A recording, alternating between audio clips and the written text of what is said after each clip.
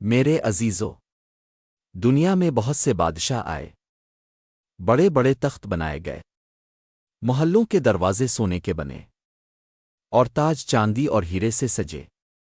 مگر یاد رکھو، جو انسان اللہ کو بھول جاتا ہے، اللہ اسے خود بھلا دیتا ہے۔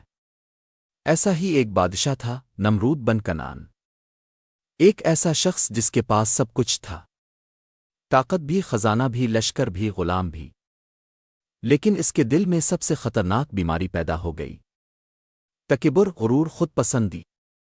نمرود نے کہا، میں ہی خدا ہوں، میں دیتا ہوں، میں مارتا ہوں، میں زندہ کرتا ہوں۔ اللہ اکبر!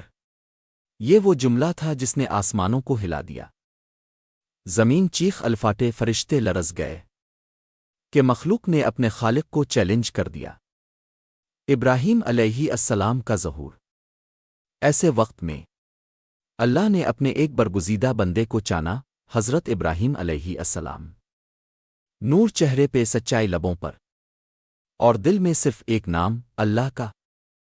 ابراہیم نے اپنی قوم کو پکارا، اے میری قوم، تم ان پتھروں کو کیوں پوجتے ہو جو نہ سنتے ہیں، نہ دیکھتے ہیں، نہ نفع دے سکتے ہیں، نہ نقصان؟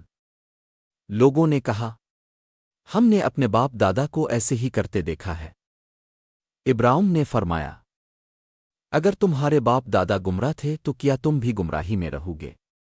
اللہ ایک ہے، اس کے سوا کوئی معبود نہیں۔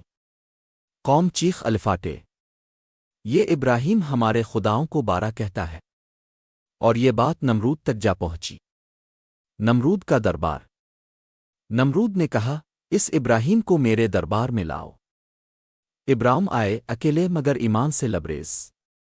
سامنے تخت پر بیٹھا بادشاہ، ہزاروں درباری، چمکتا محل، اور غرور سے بھرا نمرود۔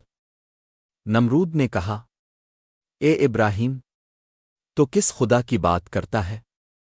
میں بھی تو خدا ہوں۔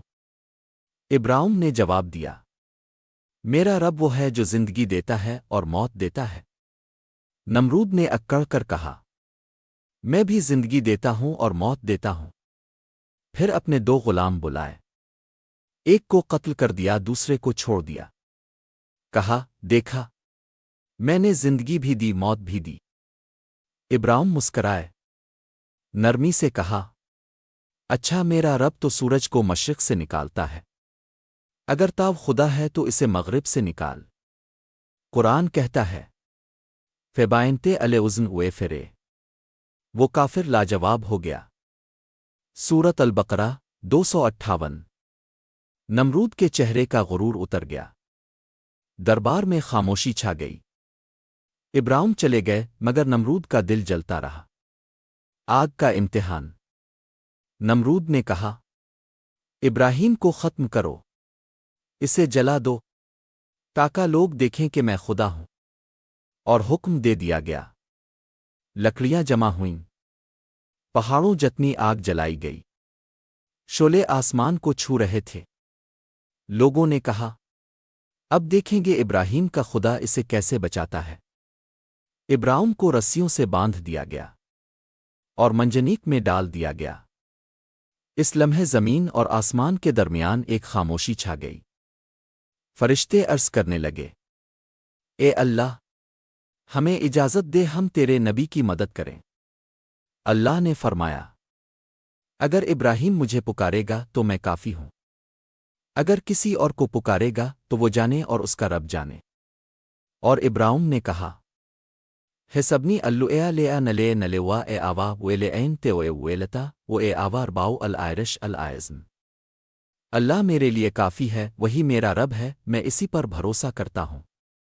پھر اللہ کا حکم ہوا، ایرا واون بیردالف اویسلیمالف اویلے نبرائن میں، اے آگ، ابراہیم پر ٹھنڈی اور سلامتی والی ہو جا۔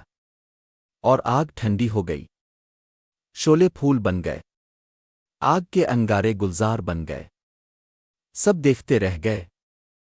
ابراہیم سلامت نکل آئے، ان کے کپڑوں پر بھی دھواں نہیں تھا۔ نمرود کا انجام۔ نمرود کے چہرے پر شرمندگی چھا گئی، مگر دل کا تکبر باقی تھا۔